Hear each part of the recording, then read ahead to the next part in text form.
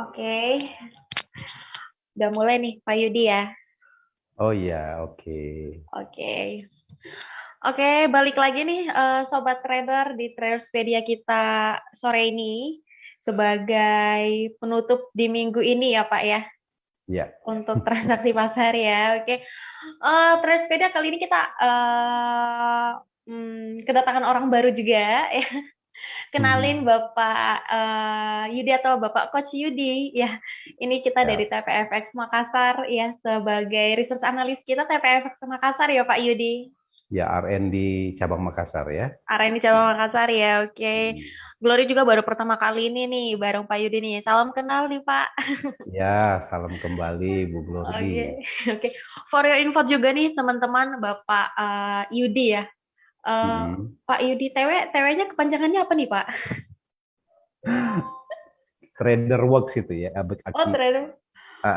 trader yang bekerja gitu ya. Apa sih? Works Oke, oke, oke. itu Berarti nama.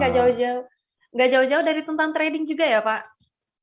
Iya, kita kan sudah sama lah. Pak Dani itu manajer saya dulu itu di Bandung. Oh gitu. Iya, coba Oke, tanya Pak Dani di Induarta oke. Mas ya dulu ya. Benar, benar, benar, benar, benar. Nggak jauh-jauh Tahun ya. tahun 2000. Oke. Nah, for info juga nih teman-teman, Pak Yudi ini udah berpengalaman di lebih 20 derivatif experience ya, Pak ya. Ya, 20 Betul ya. tahun maksudnya, di atas dua dua puluh puluh tahun tahun. ya, Ya, benar-benar. Kemudian di forex, gold, stok, kripto ataupun option juga ya Pak ya berarti ya ya option. Ada di murid option juga ya. trading di option. Benar ya. Pak Yudi juga Glory lihat ini sebagai penulis buku juga nih Pak. Ya, Trading. saya buat Mm-mm. apa? Ada trading system supply demand imbalance tuh. Oke, SDI ya biasa disebutnya. SDI Oke, ya oke, itu. oke. Berarti sama seperti baju yang Bapak pakai sekarang ya, yang sering MC buruan ke sini ya Pak. Ya, suruh kesini aja kalau yang MC nanti kita latih kan. Kita latih supaya dia nggak MC lagi gitu Bu ya. Oke, oke. Jadi buat sobat trader yang udah capek MC atau bahkan yang udah lelah sama AutoCAD ya, ini bisa nih AutoCAD. belajar langsung sama coach kita yang udah lebih dari 20 tahun berpengalaman di derivative experience ya, Pak. Ya, derivatif. Oke. Nah, ngomong-ngomong nih mengenai background Bapak, terus tema baju yang Bapak pakai sekarang ya, yang sering MC buruan ke sini. Ini Glory memang pengen ngangkat topik yang nggak jauh nih dengan baju Bapak mengenai sukses trader nih, Pak. Ya, Ya, ya, oke. Nah, ini kan Pak menurut beberapa artikel yang Glory baca juga ya Pak, ini kan ada sekitar 90 trader ya Pak ya, yang ya, mengatakan bahwa mereka mengalami kekalahan dalam transaksi di futures ya Pak ya. Nah, ya. kalau misalnya kita baca artikel yang kayak gini kan Pak, sebenarnya kan ini jadi salah satu informasi yang sedikit menakutkan ya Pak. Iya. Benar ya? Benar, Nah, Glory benar. benar ya. Nah, karena Glory juga kalau ngebaca kayak gitu agak sedikit menakutkan nih 90% trader gitu ya, Pak. Tapi pastinya di kekalahan 90% trader ini pasti ada sebab akibat ya, Pak ya. Mungkin Yes. Glory pengen bertanya lebih jauh ya, Pak ya. Kenapa sih, Pak, 90 trader itu ya, Pak ya? Itu bisa mengalami kekalahan dalam bertransaksi di futures nih, Pak Yudi. Oke. Jadi sukses saya jelaskan dulu ya, akar permasalahannya kan jadi sukses trader ya. Sukses trader itu ada tiga komponen ya. Yang pertama adalah state of mind yang kita kenal Oke. dengan psikologis trading. Itu bobotnya 55%. Yang Oke. kedua adalah money management. Itu bobotnya 30%. Dan yang terakhir adalah strategi atau trading system. Itu bobotnya hanya 15%. Nah, dari poin satu dan poin 2 itu ada di dalam diri kita sendiri. Sedangkan yang ketiga itu di luar eksternal ya. Nah, Hmm. jadi untuk menjadi sukses trader, trader itu sebenarnya hanya cukup dua saja sudah memiliki bobot 85%, yaitu psikologis trading sama money management. Nah, yang dikatakan tadi 90% trader loss itu karena mereka mengabaikan bobot yang 85% ini, Bu. Oke. Contohnya ya, contohnya itu saya gambarkan yang pertama tidak menggunakan stop loss ya. Kalau di supply demand itu kan ada namanya demand weekly, demand monthly, atau supply weekly, supply monthly. Aturan di supply demand, sell di supply, ya, dan buy di demand. Ketika dia ngambil posisi buy, itu di posisi supply. Supply-nya supply weekly lagi. Nah, price kan bergerak dari supply ke demand. Setelah dari supply, pasti dia bergerak ke demand, kan gitu. Ketika dia mengambil buy di demand, jarak antara supply demand dan supply weekly itu 500 pip. Nah, ketika itu dia menganggap, wah ini harga akan balik. Dan di situ adalah muncul namanya hopping, harapan ya, harapan-harapan. Pertama minus 5% floatingnya, terus minus 20. Besoknya udah sisa setengahnya.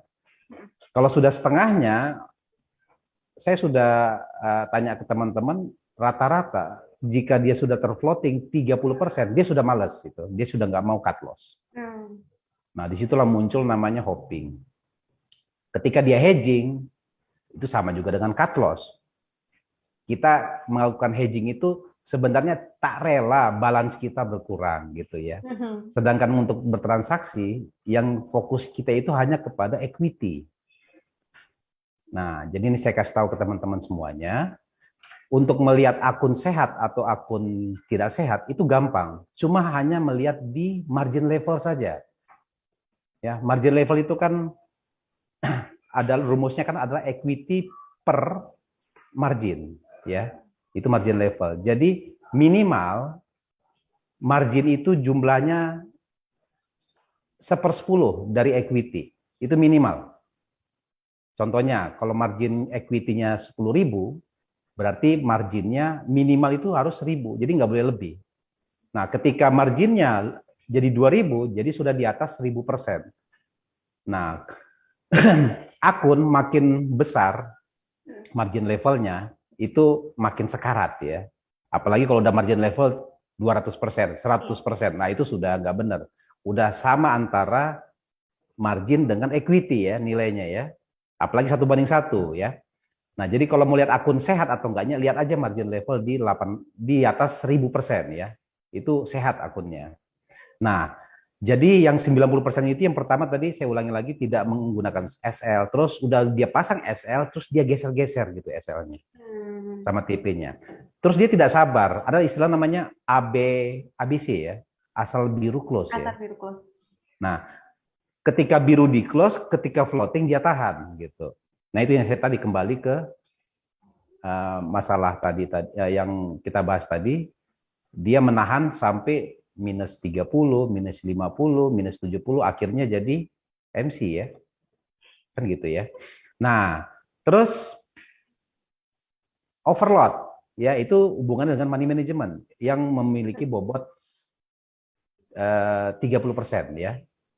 Terus dia selalu melihat chart, selalu dilihat chart. Orang melihat chart apalagi kalau dia lihat di time frame kecil, time frame M5, ketika ada gerakan hati kuat, dia langsung terpengaruh dengan posisinya gitu. Nah, terus terpengaruh dengan analisa orang lain dan segala macamnya itu semuanya itu ada di dalam psikologis trading ya, state of mind. Nah, saya gini Bu ya, Bu Glory, saya pernah uji coba ya.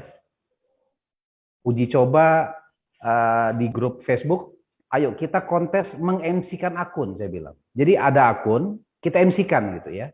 Bukan kita kasih profit, bukan. Saya suruh kasih MC gitu.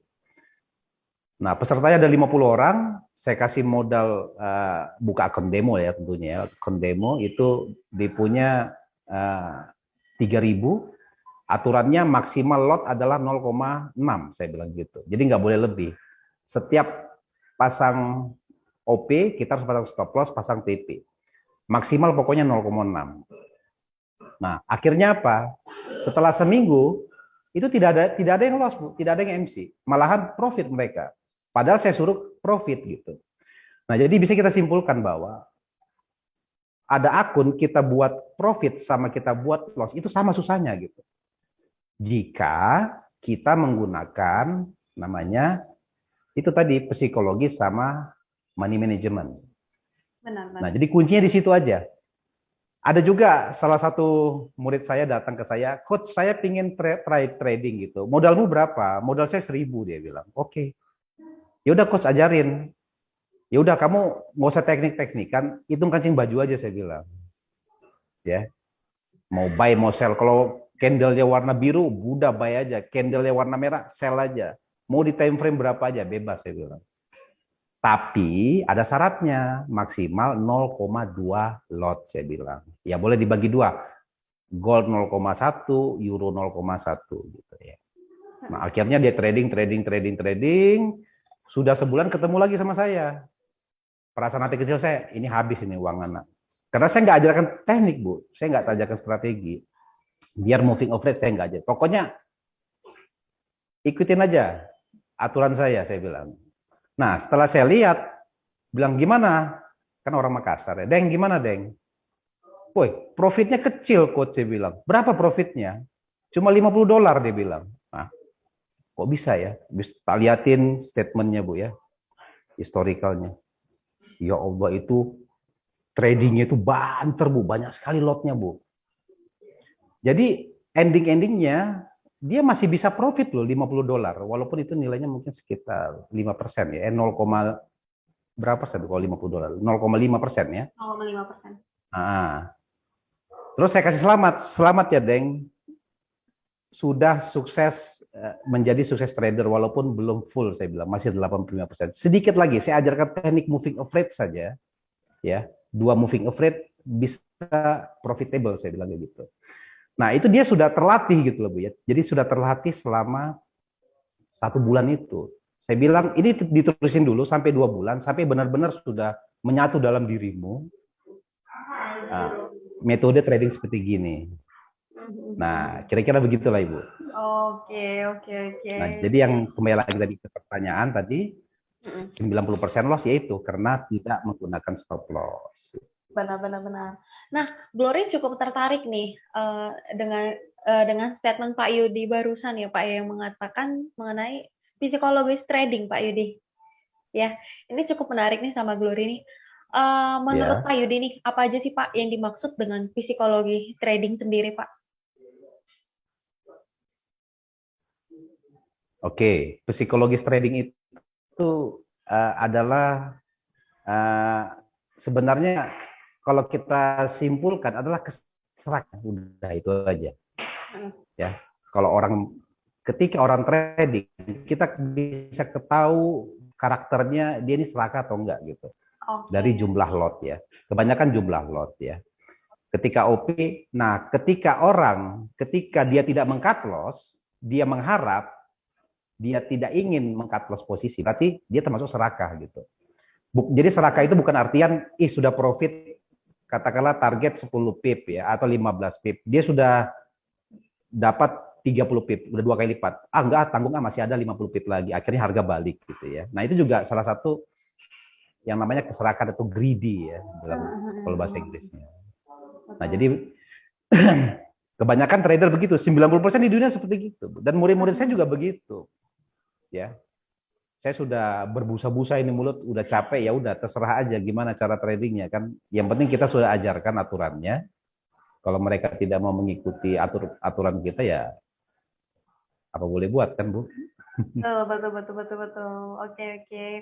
Mungkin ini pertanyaan Gloria yang terakhir sekaligus Ya, pertanyaan penutup ya Pak ya. ya, Dan ini mungkin pertanyaan yang sangat relate ke teman-teman kita, apalagi penonton Traderspedia kita ya Pak ya. ya. Pak Yudi mungkin bisa di-sharing nih Pak, apakah mungkin ada metode Pak, metode yang simple dan pastinya profitable nih Pak, buat teman-teman Traderspedia. Oke, jadi metode yang paling simple itu tadi yang dijalankan oleh Daeng Tutu tadi ya namanya ya, orang Makassar tadi. Dia hanya dengan menggunakan stop loss. Jadi setiap OP apapun pakai stop loss, pasang TP.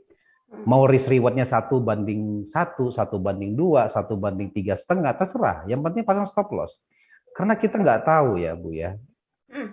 Anytime apalagi gold bergerak, nggak ada angin, nggak ada hujan, bergerak tiba-tiba, ketika kita nggak pasang stop loss, target kita 5% menjadi minus 20%. Setelah minus 20% kita sudah malas, Bu. Sudah, jangan sayang deh di cut. Padahal besoknya itu bisa sampai 50%. Jadi kesimpulannya, trading itu bukan melawan market, Bu. Jadi melawan diri sendiri sebenarnya. Nah itu tadi yang saya gambarkan tadi ya, fight yourself gitu. Kamu melawan diri sendiri. Kalau kamu bisa konsistensi saja ya, nggak usah banyak-banyak, 1% per day, satu bulan dengan 21 hari kerja ya, rata-rata ya 20% loh Bu. Mana ada 20% orang bisa dengan konsisten tapi ya Bu ya. Artinya begini, 1% itu profit 4%, loss-nya 3%. Jadi akumulasi tetap 1% gitu. Jadi kalau kita lihat di grafik itu dia bertumbuh Bu, dia bertumbuh. Trader terhebat di dunia juga itu George Soros. Dia punya portofolio hanya 65%. Kalau kita bagi dengan 240 hari ya, hari kerja, dia hanya 0,3% saja, Bu. Tapi ingat, dana yang dia kelola miliar dolar ya. 0,3% kali sekian miliar dolar ya terasa ya duitnya, Bu ya. Nah, itulah saya juga bilang ke teman-teman ya. Ya sekarang kau mau belajar-belajar boleh. Nanti kalau sudah pede, sudah tercetak itu mental atau psikologi sudah bagus, money manajemennya sudah disiplin, ya bisa berani dong pinjam uang di bank kita kelola gitu ya, supaya bisa profit ya. Kalau sudah mentalnya terbentuk gitu ya. Nah, jadi begitu aja Bu. Jadi metodenya ya udah setiap OP pasang stop loss. Ya minimal stop loss lah. Atau TP nggak usah dipasang nggak apa-apa. Yang penting stop loss aja pasang. Karena nah itu yang pertama. Yang kedua tips saya adalah ketika 2 kali OP berturut-turut kena stop loss, stop trade today. Jadi jangan trade lagi. Nah, begitu juga ketika kita profit targetnya 10% atau 5% ya. Kalau beruntung ya. Nah, itu stop juga. Nah, kan orang kadang-kadang sudah on fire gitu ya. Trading, tek, wih, profit terus. Kadang-kadang udah nggak ini. Ketika dia entry terakhir, nyangkut gitu Bu ya. Akhirnya profit yang dia cetak setengah hari itu habis dalam waktu 5 menit gitu ya. Nah itu dia. Jadi kita bisa juga mengendalikan antara ketika kita stop loss dan ketika kita meraih profit gitu ya di market.